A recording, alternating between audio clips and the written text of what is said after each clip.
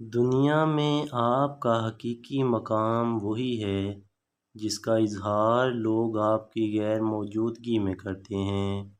مرد کی فطرت ہے اسے مکمل مل جانے والی چیز سے اکتاہٹ ہونے لگتی ہے۔ پریشان نہ ہوں، اللہ بھی وہی دروازہ کھولتا ہے جس کی چابی آپ کے پاس نہیں ہو۔ اللہ اور انسان کا تعلق ایک الف ہے۔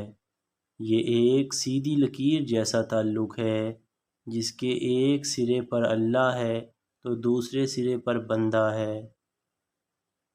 خدا کے ہاں مقام صرف دل کی کیفیت کا ہے۔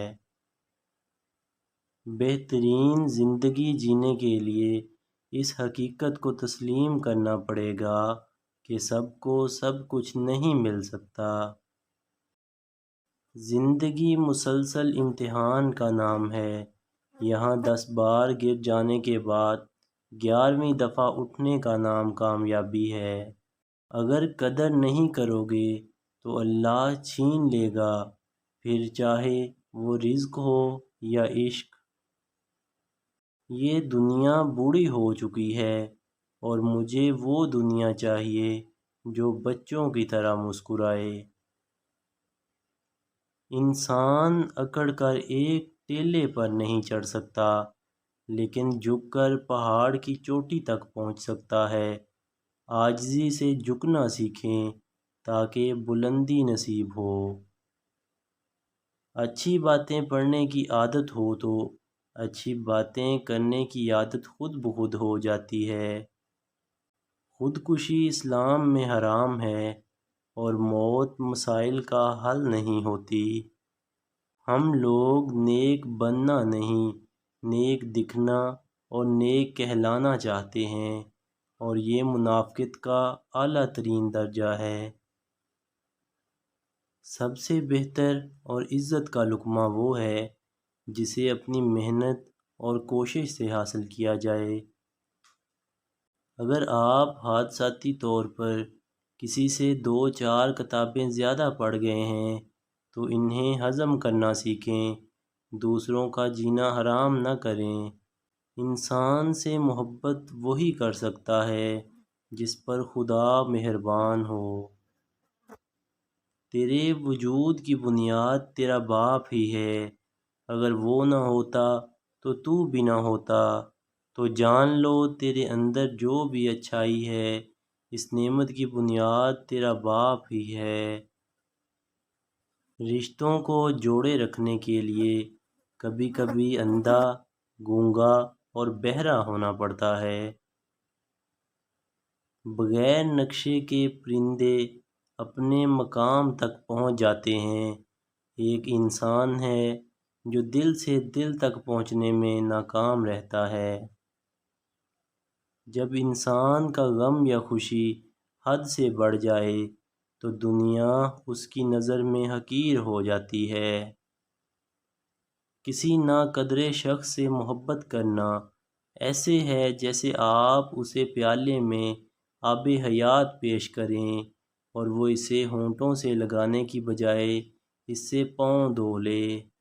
دولت حیثیت تو بدل سکتی ہے پر اوقات نہیں۔ کچھ لوگ آپ سے صرف اتنی محبت کرتے ہیں جتنا وہ آپ کو استعمال کر سکتے ہیں۔ جہاں ان کا مفاد ختم وہاں ان کی محبت بھی ختم ہو جاتی ہے۔ فقیر کی بھوک صرف اس کی جان کھا لیتی ہے جبکہ سلطان کی بھوک ملک و ملت کھا جاتی ہے۔ ہمارا تعلق اس معاشرے سے ہے جہاں اداسی کا یقین دلانے کے لیے آنسو بہانا پڑتے ہیں اور بیماری کا یقین دلانے کے لیے مرنا پڑتا ہے۔ دستک کا تسلسل مانگنے والے کی شدت کو ظاہر کرتا ہے۔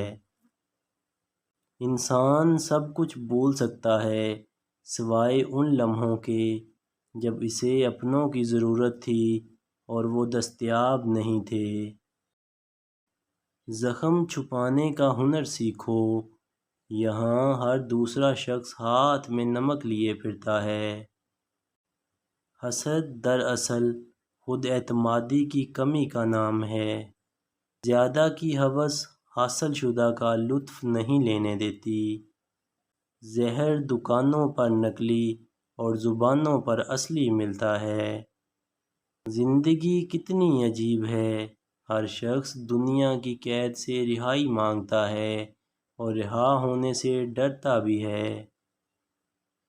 رشتوں کو ایسی خوبی سے نبھائیں جیسے شہد کی مکھی، پھولوں سے رس بھی لے لیتی ہے اور پھولوں کا نقصان بھی نہیں کرتی۔ اللہ جب بہترین سے نوازتا ہے تو پہلے آزمائش سے گزارتا ہے۔ جب چاقو، خنجر اور تلوار ایک دوسرے سے پوچھتے ہیں کہ گہرا زخم کون دیتا ہے تو الفاظ پیچھے بیٹھ کر مسکراتے ہیں۔